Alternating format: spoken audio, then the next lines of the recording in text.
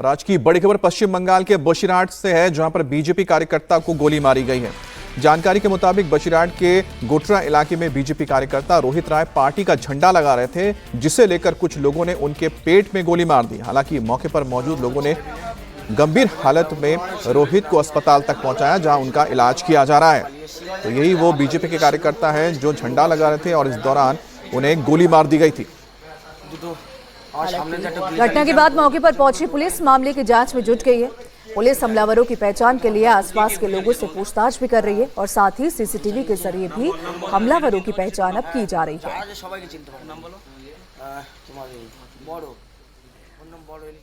और आज सुबह की सबसे बड़ी खबर, पश्चिम बंगाल में रक्त चरित्र पूरी तरह से हावी हो गया है। सीएम के रेस में सबसे आगे चल रहे शुभेंदु अधिकारी के पीए चंद्रनाथ रथ की गोलियों से भूनकर हत्या कर दी गई और हत्यारे फरार हो गए।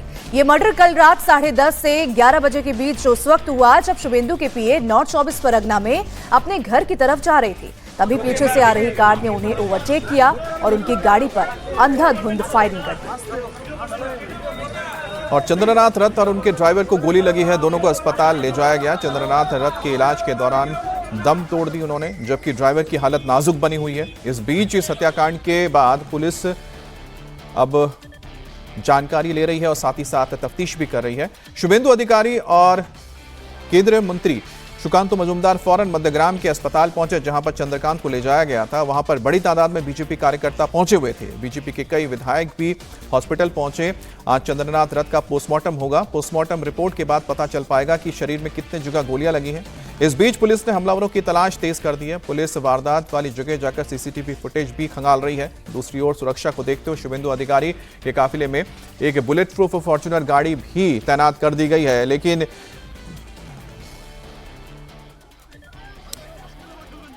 और सीधे चलते हैं मध्यमग्राम, जहां पर हमारे संवाददाता ओंकार हमारे साथ जुड़ गए हैं। ओंकार, फिलहाल अभी तक सुबह तक क्या जानकारी मिल पाई है जहां पर आप मौजूद हैं? क्या इसी जगह पर यह हत्याकांड हुआ और साथ ही साथ क्या सीसीटीवी मिले हैं जहां पर कहीं पर भी ये जो हमलावर है दिखाई दे रहे हों?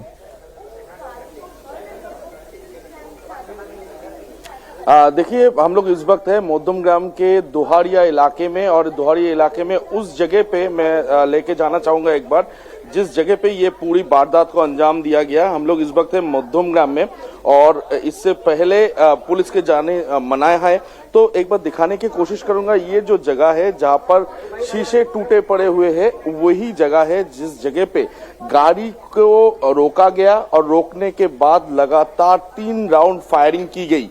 और जैसे कि जानकारी इस वक्त हासिल हो पा रहा है, कल जब शुभेंदु अधिकारी के निजी सचिव चंद्रनाथ रथ वो अपने घर वापस जा रहे थे, उसी वक्त उनका गाड़ी जो था, उन गाड़ी को रोका गया एक छोटे गाड़ी के जरिए। पहले तो गाड़ी को रोका गया, उसके बाद बाइक पर सवार टोटल 3 लोग आए और आने के बाद लगातार 3 राउंड फायरिंग की गई। और फायरिंग करने के बाद इस घटना स्थल पर ही चंद्रनाथ रथ जो कि शुभेंदु अधिकारी के निजी सचिव है, उनका मौत हो गया। और उसके बाद जो ड्राइवर थे यानी कि बुद्धदेव बेरा, उनको अस्पताल में ले जाया गया। उनका ट्रीटमेंट फिलहाल अपोलो जनरल हॉस्पिटल पे चल रहा है। इसके अलावा और एक क्लोज एसोसिएट उनके जिनके नाम है मिंटू, वो भी गाड़ी पे सवार थे, वो भी घायल हो गए।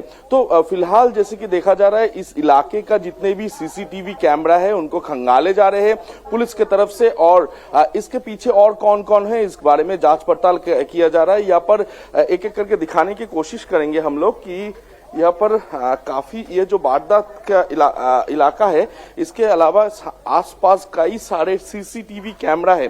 तो इस सीसीटीवी कैमरा को खंगालने का जो काम है इस वक्त किया जा रहा है। मैं एक बार विजुअल्स दिखाने की कोशिश करूंगा। यहाँ पर जो वारदात के जगह मौका है, इससे लगभग 20 से 30 मीटर दूरी पर एक सीसीटीवी कैमरा है। इसको थोड़ा दिखाने की कोशिश करेंगे कि ये सीसीटीवी कैमरा तो है, लेकिन इसका जो ये क्या उस वक्त वो चल रहा था, क्या ये काम करता है, ये सब सारा सवाल फिलहाल किया जा रहा है। हालांकि सारा जितने भी सीसीटीवी कैमरा है वो उसको खंगाले जा रहे हैं। और एक बार दिखाने की कोशिश करेंगे, सिर्फ इसी जगह पे नहीं, ये इस जगह पे भी लगातार 2 सीसीटीवी कैमरे हैं, तो उनके भी जो फुटेज है उसको भी खंगाले जाएंगे। और पुलिस की तरफ से जो फिलहाल जो जानकारी हासिल हो पा रहा है कि जब वो वापस अपने घर जा रहे थे, यानी कि चंद्रनाथ रथ वापस अपने घर घर जा रहे थे, उसी वक्त ये पूरी वारदात को अंजाम दिया गया। और ये कहीं ना कहीं ओंकार, एक चीज हमें बताइएगा कि जहां पर इस वक्त आप मौजूद हैं, क्या यहीं पर चंद्रनाथ रथ का घर है? यहां पर किसी काम से आए थे, और अगर वो आ रहे थे, अपने घर वापस आ रहे थे, तो क्या लगातार पीछे से कोई गाड़ी उनको फॉलो कर रही थी? क्योंकि सीसीटीवी से कम इतना तो क्लियर हो जाएगा। जी देखिए, चंद्रनाथ रथ तो ऐसे तो मिदनापुर का रहने वाला है, लेकिन काम के सिलसिले में वो मध्यम ग्राम के इसी इलाके में रहते हैं। उनका घर यहाँ से लगभग कुछ ही मीटर दूरी पर है। तो ये जो सीसीटीवी के बाद मैं कर रहा था, एक के बाद एक सीसीटीवी यहाँ पर लगे हुए हैं। सारे सीसीटीवी कैमरा को खंगाले जा रहा है पुलिस के द्वारा। और ये जो वारदात पूरा हुआ है, क्या ये साजिश के तहत हुआ है, क्या उनके पीछे फॉलो किया जा रहा था, ये सभी विषय पे इस वक्त पुलिस जांच पड़ताल कर रही है। हालांकि ये कल रात को जब ये घटना हुई, उस जो सामने आ रहा है इसके कि जब उनके गाड़ी जा रहा था, उसी गाड़ी को छोटे गाड़ी के जरिए पहले रोका गया, और रोकने के बाद बाइक पर सवार कुछ लोग आए, और आने के बाद एकदम गाड़ी के सामने से पॉइंट ब्लैंक रेंज से उनके गोली मारी गई। 2 गोली उनको लगी, और इसके साथ साथ उनके जो ड्राइवर थे उनको भी एक गोली लगी, और तुरंत इस जगह से लगभग 1 किलोमीटर दूरी पर वीवा हॉस्पिटल जो है, उस हॉस्पिटल में उसे ले जाया गया। लेकिन अस्पताल में पहुंचने के बाद डॉक्टर ने उन्हें मृत घोषित कर दिया। उसके बाद उनका जो ड्राइवर है उनको गंभीर हालत में इस जगह से, इस वीवा हॉस्पिटल से अपोलो हॉस्पिटल शिफ्ट करवाया गया है। हालांकि आज ही चंद्रनाथ रथ का बॉडी जो है वो पोस्टमार्टम किया जाएगा, और पोस्टमार्टम करने के बाद ये साफ हो पाएगा कि कितनी गोली उनके शरीर पर है। कल रात को ही जैसे कि देखा गया, शुभेंदु अधिकारी, इसके अलावा तमाम बीजेपी के बड़े नेता पहुंचे हुए थे अस्पताल में, डॉक्टर के साथ बातचीत किए हैं, और आज ही उनका पोस्टमार्टम किया जाएगा, ऐसे ही शुभेंदु अधिकारी ने भी बताया है। तो ये जो पूरी वारदात हुआ, इसके पीछे आखिर है कौन? बीजेपी की तरफ से प्राइमरीली ये आरोप लगाया जा रहा है कि तृणमूल कांग्रेस से जुड़े हुए गुंडे जो कि साजिश रच रहे थे पिछले कुछ दिनों से, और उसके बाद कल इस घटना को अंजाम दिया गया। क्योंकि ये आरोप इसलिए लग रहा है क्योंकि पुलिस सूत्रों के हवाले से जो खबर मिल पा रहा है कि चंद्रनाथ रथ का जो गाड़ी था, उस गाड़ी को सबसे पहले रोका गया एक छोटे गाड़ी के जरिए। जो छोटा गाड़ी का जो नंबर है, नंबर प्लेट देखने के बाद पुलिस के तरफ से देखा गया कि वो नंबर प्लेट भी टेम्प्टेड है, यानी कि वो नंबर प्लेट भी सही नहीं है। तो उसके बाद पुलिस ये तो साफ हो गया कि ये मर्डर के मकसद से ही ये पूरी साजिश रची गई। सबसे पहले गाड़ी को रोका गया, और उसके बाद बाइक पर सवार बदमाश आए और एकदम पॉइंट ब्लैंक रेंज से गोली कर दी गई। तो ये जो पूरी वारदात है, क्या इसके पीछे कौन है, इसके बारे में फिलहाल पुलिस जांच पड़ताल कर रहा है। और ऐसे कि इस जगह से अमूमन कुछ ही मीटर दूरी पर जो जसोर रोड है, और इस जसोर रोड के जरिए बसीरहाट होते हुए बांग्लादेश की तरफ वो भागने की कोशिश कर रहा है या नहीं, ये इसके बारे में पुलिस फिलहाल जांच पड़ताल कर रहा है। और ये जो जगह है, जगह को फिर से एक बार दिखाने की कोशिश करेंगे अमित, कि ये जो जगह है, जिस जगह को पुलिस की तरफ से घेर के रखा गया है फिलहाल, जब तक आप उस जगह तक पहुंच रहे हैं। लेकिन ओंकार, आपने एक बहुत अहम चीज बताई है। ओंकार, देखिए, हमें तस्वीर दिखा रहे हैं, ये वही जगह है जहां पर चंद्रनाथ रथ की गाड़ी के ऊपर हमला हुआ था, और हमें थोड़ा और करीब से तस्वीर दिखाएंगे जहां पर घटना हुई थी हमारे संवाददाता ओंकार। लेकिन ओंकार ने बताया कि इस पूरे सड़क पर हमें दिखाया भी कि बहुत सारे सीसीटीवी कैमरेस लगे हुए हैं, और हम उम्मीद यही करते हैं कि जो सीसीटीवी कैमरे लगे हैं, इनके जरिए जो भी तस्वीरें सामने आएंगी, उससे साफ हो पाएगा कि हमलावर कौन थे, किस तरह से उन्होंने इस घटना को अंजाम दिया। लेकिन साथ ही ओंकार ने भी बताया कि ये जो सड़क है जहां से एंट्री होती है इस गली तक आने के लिए, वो जसोर रोड से जुड़ता है। जसोर रोड से सीधा बसीरहाट की तरफ भी जाया जा सकता है, जो कि बांग्लादेश बॉर्डर है। ऐसे में जो हमलावर है, क्या वो भागने की फिराक में हो सकते हैं, इसको लेकर भी पुलिस तफ्तीश कर रही होगी। लेकिन आगे जरा हमें और बताइएगा ओंकार, ये जिस जगह पे ये घटना हुई है, इसके आसपास उस वक्त क्या कोई दुकानें खुली थी, कुछ लोग मौजूद थे जिन्होंने अपनी आंखों से क्या इस वारदात को होते हुए देखा? कोई चश्मदीद से आप बात कर पाएंगे? जी देखिए, मैं बात करने की कोशिश करूंगा। यहाँ पर जो मौका वारदात है उसको थोड़ा दिखाने की कोशिश करूंगा, जहाँ पर ये शीशा टूटा हुआ है। यही वो जगह है जहां पर उनका गाड़ी को रोका गया था सबसे पहले एक छोटे गाड़ी के जरिए। उसके बाद बाइक पर सवार कुछ लोग आए और पॉइंट ब्लैंक रेंज से उन्हें गोली कर दी गई और अस्पताल पहुंचने के बाद डॉक्टर ने उसे मृत घोषित कर दिया। उस वक्त के जो सीसीटीवी कैमरे हैं उनको खंगाले जैसे जा रहा है और इसके अलावा जो चश्मदीद गवाह है उनसे भी पुलिस बातचीत कर रहा है कि क्या घटना हुई थी, क्या कितने लोग थे और वो लोग बाइक पर सवार जो लोग थे वो गोली वारदात के बाद किस तरफ भागे।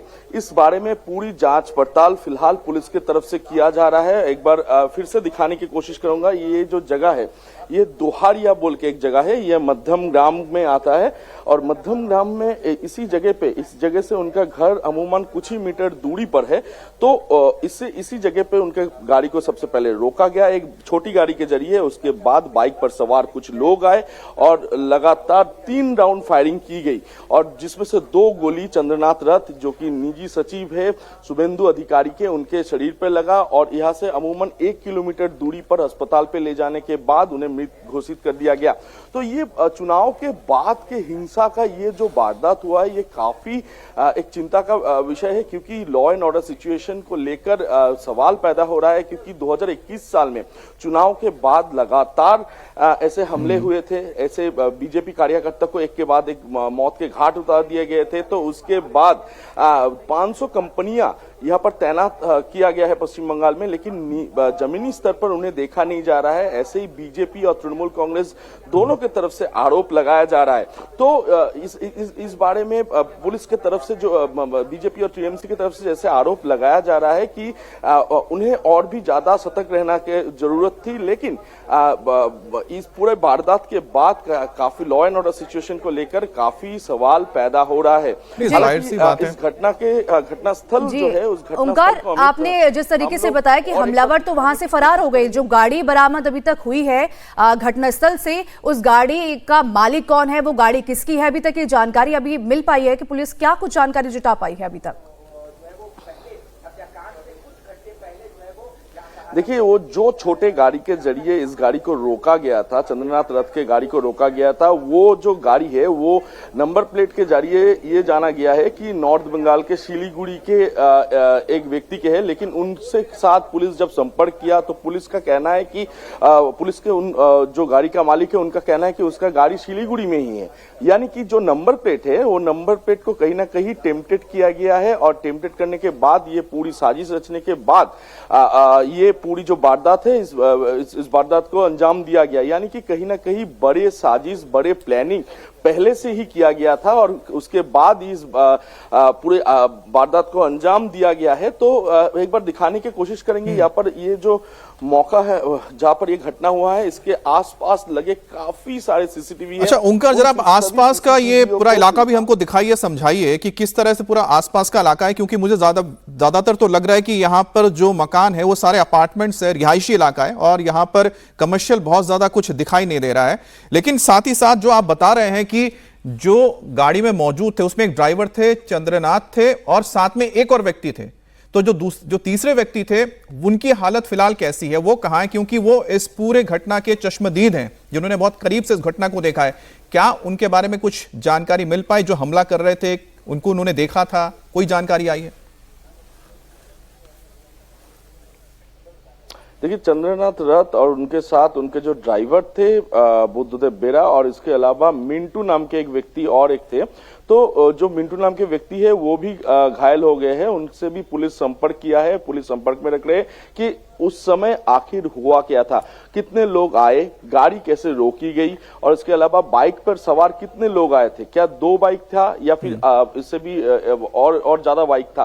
ये सभी बारे में उनसे पूछताछ किया जा रहा है और क्या उन्हें पहचाना जा सका है कि कोई इससे पहले क्या उन्होंने देखा था इन लोगों को। तो इसके बारे में फिलहाल जांच पड़ताल पुलिस के तरफ से। अच्छा ओंकार, एक बात जरा हमें समझाइए, क्योंकि जो चंद्रनाथ है वो किस तरह से शुभेंदु अधिकारी के साथ जुड़े हुए थे? क्या वो पूरी तरह से पॉलिटिकल एक व्यक्ति थे जो राजनीति से जुड़े हुए थे, या सिर्फ और सिर्फ वो एक ऑफिशियल काम कर रहे थे शुभेंदु अधिकारी के साथ? क्योंकि उनको टारगेट करने की वजह क्या हो सकती है? एक बात समझ में आती है कि शुभेंदु अधिकारी के कोई किसी भी करीबी व्यक्ति को कोई हमला करना इसलिए चाहेगा क्योंकि उनके साथ कोई राजनीतिक द्वेष हो, दुश्मनी हो, तो चंद्रनाथ को ही क्यों चुना गया?